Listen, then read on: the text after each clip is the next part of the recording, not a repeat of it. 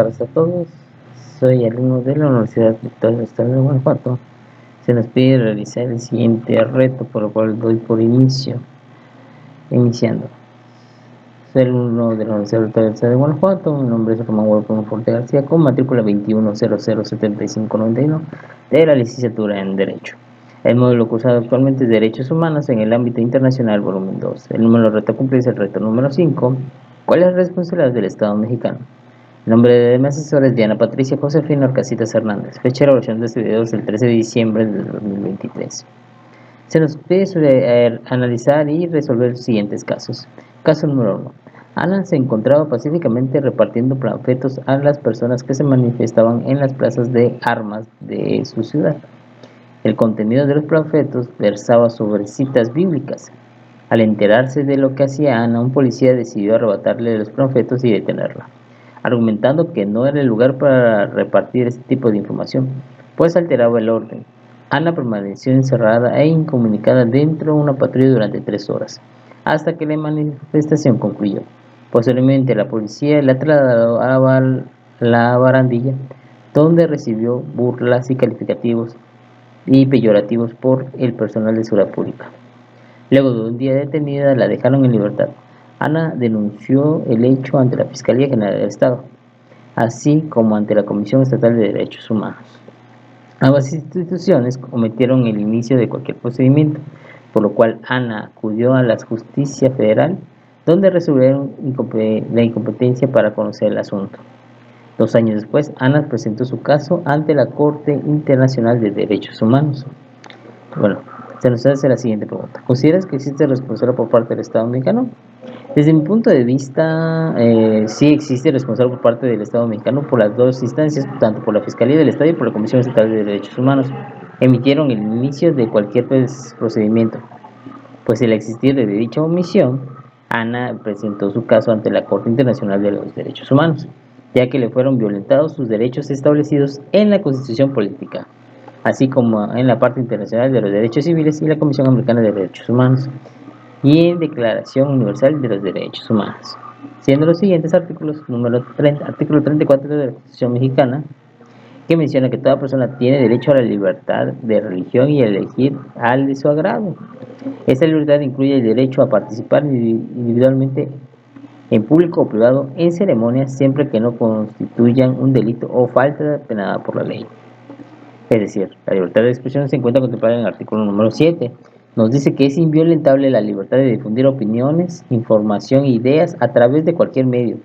Ninguna ley ni autoridad puede establecer previa censura de ocultar la difusión que no tiene más límites de los previstos. En el párrafo del artículo número 6 constituye: en ningún caso se podrá utilizar la difusión de ideas de delito.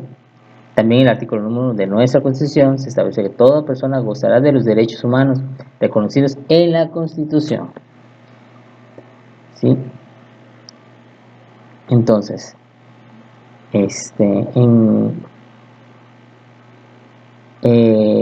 reconocidos en la Constitución y tratándose de tratados también amparados ante tratados internacionales, así como sus garantías para su protección. Todas las autoridades en el ámbito de su competencia tienen la obligación de promover, respetar y proteger y garantizar los derechos humanos de conformidad con los principios de universalidad. En este caso, la señora Ana estaba difundiendo la libertad de expresión de su religión, papel en panfletos, no estaba alterando el orden como tal. Fue privada de su libertad, fue víctima de burlas, le dieron calificativos, los cuales nunca debieron haber realizado los servidores públicos. Hasta eso, son servidores públicos y están incurriendo. Establecidos en sus derechos con nuestra Constitución, el artículo 18 establece que solo por el delito parezca pena privativa de la libertad habrá un lugar de prisión preventiva. El sitio será distinto, del cual destinaré la extensión de las penas y estarán completamente separados. Ana no cometió un delito grave. Además, tienen de contemplar los derechos establecidos en la Declaración Universal, que se encuentra en el artículo mencionado. Este artículo dice que toda persona tiene derecho a la libertad de pensamiento, a la religión, a la creencia individual, así mismo como toda persona tiene derecho a la libertad de expresión. Este mismo toda persona tiene derecho, ¿sí?, a esta libertad de expresión, que le incluye no ser molestado a causa de peculiaridades de investigar y recibir información, de no ser difundidas en cualquier medio de expresión. Dentro del Pacto de los Derechos Civiles y Políticos se le leyeron sus derechos como establece el artículo 18, la libertad de pensamiento y ciencia y religión, el artículo 9, el derecho a la libertad de seguridad de las personas, a la inmunidad frente a quien sea detenido. Artículo 12. La conservación de los derechos. Toda persona tiene derecho a la libertad de conciencia y religión. Tiene la libertad de cambiarse de religión por sus creencias individuales o colectivas. Artículo 13. Todas personas tienen derecho a su libertad de pensamiento y expresión, ya que sea por escrito o por impreso, de forma oral, artística o cualquier procedimiento de su elección. Por lo tanto, todo está expuesto anterior en el Estado mexicano. Si tiene responsabilidad si fueran violados establecidos tanto en nuestra Constitución como en la Declaración Universal de los Derechos Humanos, así como el Pacto Internacional Civiles y Políticos establecidos en la Comisión Americana de los Derechos Humanos. Asimismo, la Carta Interamericana de Derechos Humanos hace valer sus derechos. Ahora nos vamos a analizar el caso número 2, el cual se nos plantea que durante la pandemia del COVID-19, el gobernador de una entidad federativa publicó un decreto por medio del cual se declaraba obligatorio el confinamiento en el domicilio particular de los habitantes, en un horario de 18 horas a 9 horas. Asimismo, se prevé una multa de 1,500 pesos a quien infringiera esta disposición de no contar con recursos para el pago de la multa. El decreto prevé 36 horas de arresto. Andrés es un hombre de 34 años de edad en situación de calle. Caminaba por la avenida principal de la ciudad a las 20 horas, cuando un militar lo vio y lo detuvo y lo presentó a la Secretaría de Seguridad Pública, donde le fue exigido el pago de la multa. Andrés argumentó no tener casa, habitación, familia ni dinero para pagar dicha multa. Como consecuencia fue privado de su libertad durante 36 horas y boletinado, ¿sí?, en redes sociales como el primer detenido. Hizo un sinvergüenza capaz de negar a su familia con tal de no pagar la multa. Derivado de lo anterior, fue localizado por una asociación civil, a través de la cual planteó su caso en jurisdicción militar y ordinaria, hasta ponerse de conocimiento en la Corte Internacional de Derechos Humanos. Y se nos pregunta, ¿consideras que existe responsabilidad por parte del Estado mexicano? Sí, sí hay responsabilidad. ¿Por qué? Porque hay que recordar que de conformidad al artículo 11 constitucional, las personas pueden desplazarse libremente por todo el territorio nacional, sin necesidad de contar con un pasaporte o algún otro permiso de libertad de tránsito. Obviamente se ha visto afectado por la pandemia del COVID-19, ya que sean diferentes autoridades, sobre todo de nivel municipal, estatal, han evitado la circulación de personas a través de decretos que establecen el confinamiento obligatorio.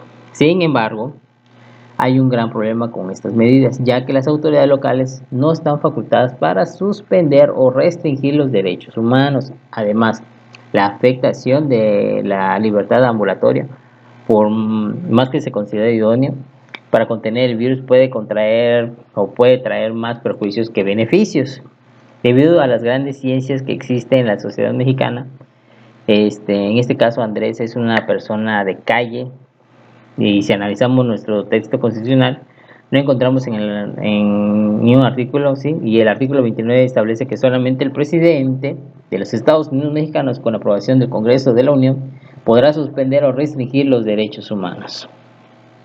Asimismo, el artículo 124 constitucional establece que las autoridades locales no podrán ejercer las facultades otorgadas en exclusivo a funcionarios federales. Asimismo, el artículo 1 constitucional señala que los derechos humanos no podrán suspenderse o restringirse, a salvo en los supuestos y bajo condiciones establecidas por el propio texto constitucional, es decir, conforme a los prescritos y citado en el artículo 129. A su vez, el artículo 4, pactado internacional de los derechos civiles y políticos, como el artículo 27 de la Convención Americana de los Derechos Humanos, obliga a los estados, cuando decidan suspender garantías, informen los motivos y alcance de dicha suspensión de los demás estados de lo anterior.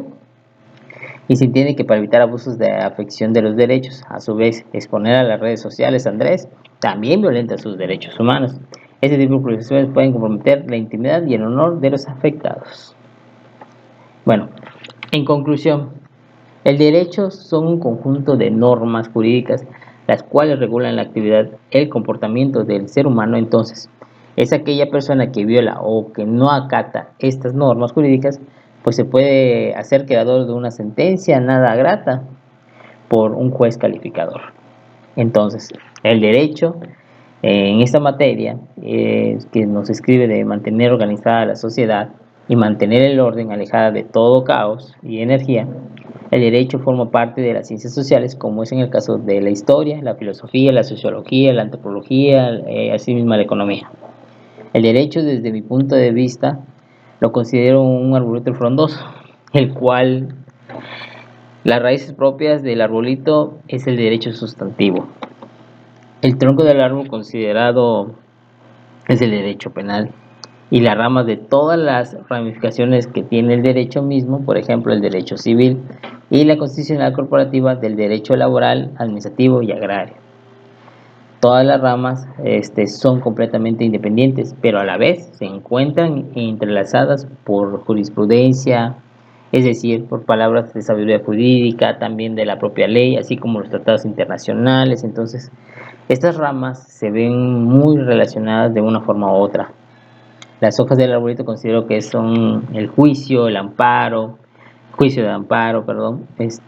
Entonces, los derechos humanos entiendo como son las arterias, son las venas, recorren todo el arbolito desde la raíz hasta las hojas.